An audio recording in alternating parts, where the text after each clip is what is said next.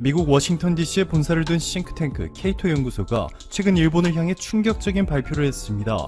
케이토 연구소는 한국은 언급하지 않은 채 일본, 사우디, 터키, 이집트 등의 국가들을 거론하며 미국은 몇 개국과 친구 관계를 끊을 때가 왔다라는 파격적인 제목의 보도를 냈는데, 케이토 연구소는 그들을 적으로 돌리자는 것은 아니다. 그러나 지금은 쓸모없거나 심지어는 역효과가 나는 동맹은 끊어야 할 적절한 시기다 라고 전했습니다. 특히 일본에 대해서는 일본과의 관계를 끊어야 할 시간이 왔다. 중국과 북한의 군사적 움직임이 활발해지고 있는데도 일본은 필요할 때만 평화헌법 뒤에 숨어 미국에 의존하고 있다 라고 강력히 비판하고 있습니다. 일본이 현재 이렇게 최우방국인 미국에조차 최악의 대우를 받고 있는데 일본의 내부 상황은 더 심각하죠.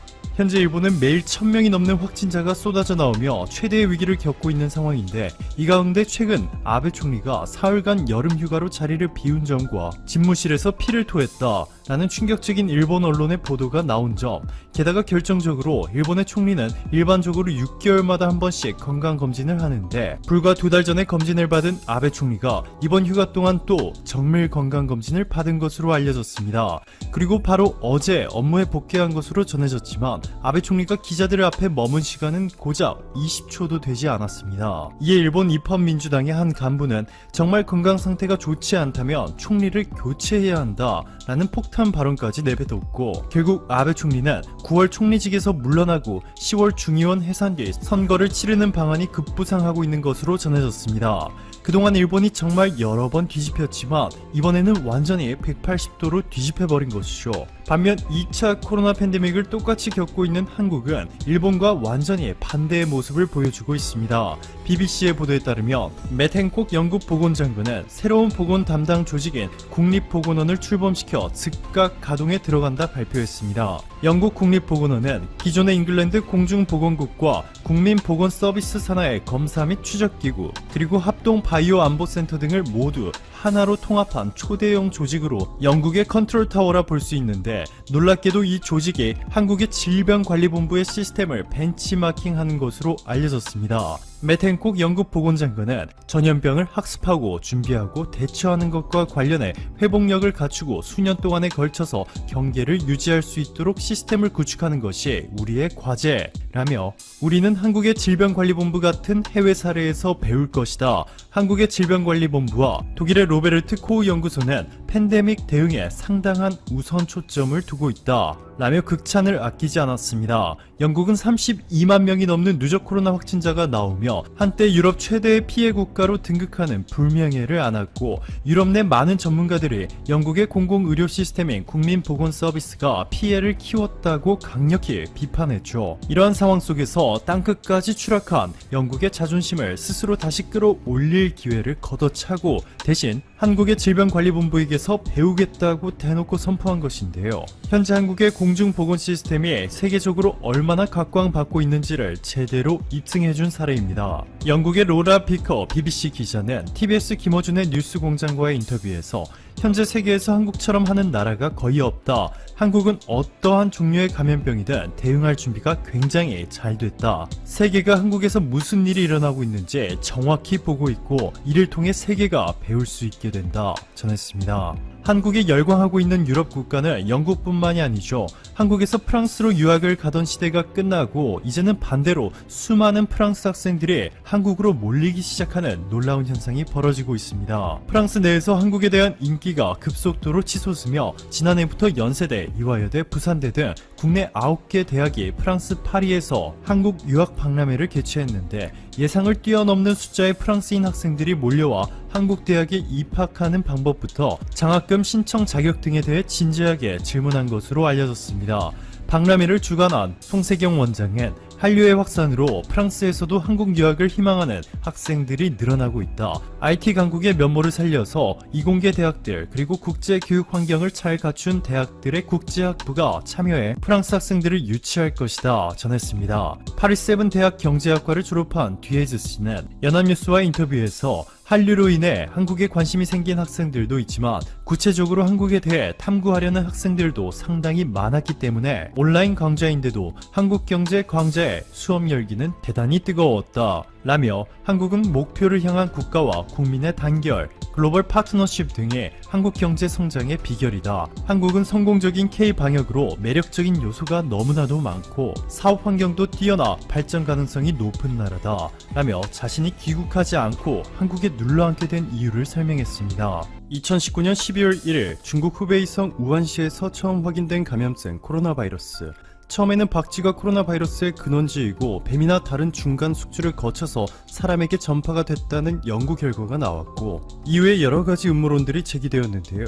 우한 바이러스 연구소가 미국 연구팀과 함께 5년 전부터 인공 코로나 바이러스를 만들었고 2019년 12월 실험실 운영 경험 부족으로 세균이 외부에 노출됐다는 주장부터 미국 중앙정보국이 만든 생물 무기가 바로 코로나이고 중국과 경제 전쟁을 벌이기 위한 수단으로 개발됐다는 주장까지 100% 정확한 근거가 나오지 않고 있다 보니 상상을 초월하는 충격적인 각종 음모론들이 쏟아져 나왔습니다.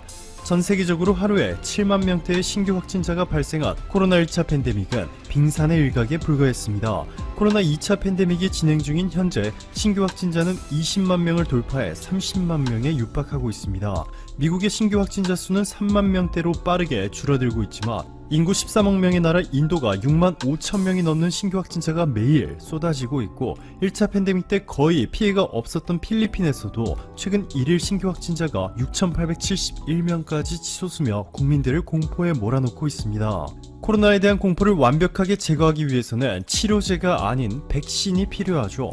파이프라인 규모로 전세계 1위인 스위스의 노바티스는 올해 여름이 끝나갈 즈음에 최종 단계인 임상 3상 결과가 나올 것이라 발표했고 유럽의 대표적인 제약회사 아스트라제네카와 영국의 옥스퍼드 대학교가 손을 잡고 초스피드로 개발 중인 백신은 내년 말까지 27억 회를 공급할 수 있고 올해 9월까지는 100만 회분의 백신을 공급하겠다고 밝혔습니다. 이외에도 긴급 사용 승인을 받을 것으로 예상되고 있는 미국의 화이자와 모더나 그리고 독일의 바이오엔텍은 올해 10월에 백신을 공급하기 시작하고 중국의 시노팜은 올해 12월, 미국의 존슨앤존슨은 내년 1월부터 코로나19 백신을 본격적으로 생산하기 시작할 것이라 전해졌습니다. 미국의 대표 컨설팅 회사 맥킨지앤컴퍼니가 공개한 자료에 따르면 전 세계 백신 개발 회사들은 올해 말까지 총 10억 회 분량의 코로나19 백신을 생산할 것이고 내년 말까지 약 90억 회를 공급할 것으로 전해졌습니다. 즉 내년 하반기가 되어서야 전 세계 인류가 전부 코로나 백신을 접종받을 수 있다는 것이고 아직 상당한 시간이 남았습니다.